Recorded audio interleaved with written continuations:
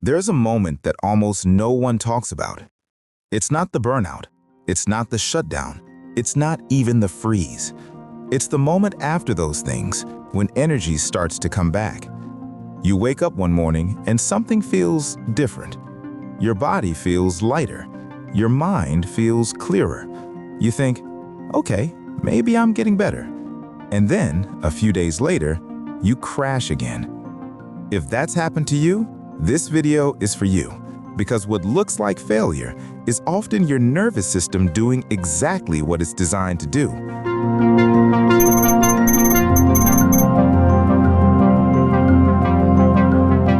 Before we go any further, it helps to know what this channel is actually here to do. This channel helps you understand your nervous system so you can stop forcing healing, stop overthinking progress, and rebuild safety before you try to move forward again. So if you're looking for motivation, productivity hacks, or ways to push through this phase, this won't be that. But if you want to understand why your body is slowing you down and how to work with it instead of against it, you're in the right place.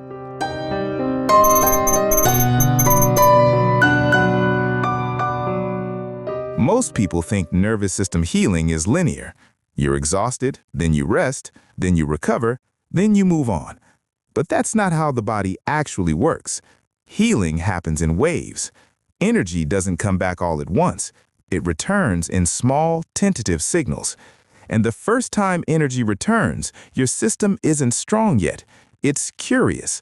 That curiosity feels like motivation. It feels like clarity. It feels like, I should do something with this. And that's where things go wrong.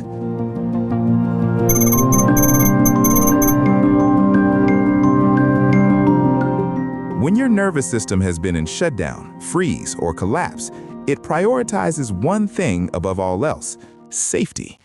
When safety starts to rebuild, energy is the first signal that comes back. Not capacity, not resilience, not stamina, just energy. Think of it like electricity returning to a house after a blackout. The lights flicker on, but that doesn't mean every appliance can run at once. Your system is testing. Is it safe to bring power back online? Energy returning is not permission. It's a test signal.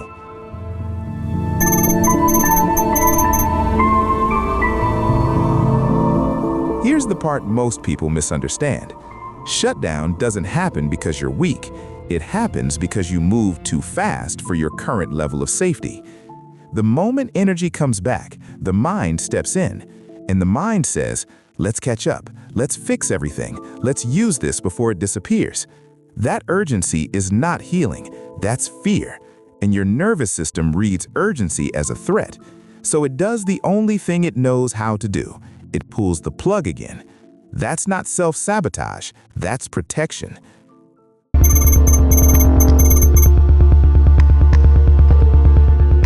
A lot of people blame overthinking here. They think, if I could just stop analyzing everything, I'd be fine. But overthinking isn't the issue. Overthinking shows up when the body feels uncertain. It's the brain trying to control timing because the system hasn't stabilized yet.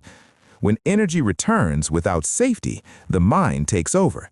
Not because it's broken, but because it doesn't trust the body to hold the moment. So if you find yourself spiraling after feeling better, that's information, not failure.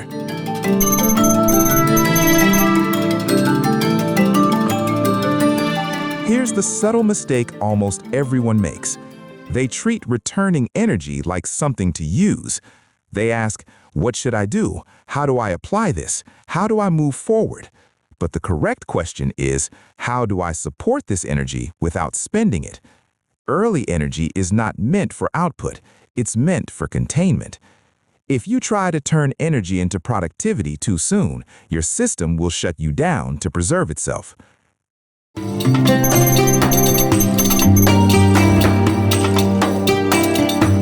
This is where people misunderstand Neville. Inspired action does not come from urgency. It comes from inner safety. Imagination in its healthy form is not about pushing reality. It's about rehearsing safety internally before movement happens externally. When the nervous system is ready, action feels obvious, quiet, undramatic. If action feels charged, rushed, or desperate, it's not inspired, it's forced.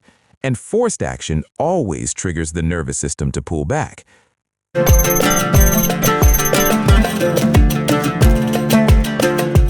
Supporting energy looks boring. It looks like doing less than you want to do, moving slower than your mind prefers, pausing even when things feel good. This is the phase where you don't expand yet, you don't commit yet, you don't chase momentum. You let your system learn nothing bad happens when energy exists. That's how capacity builds, not through effort, but through consistency without pressure. If energy keeps disappearing on you, it doesn't mean you're broken. It means your nervous system is asking for trust, not performance. Go slow here. This part matters more than you think.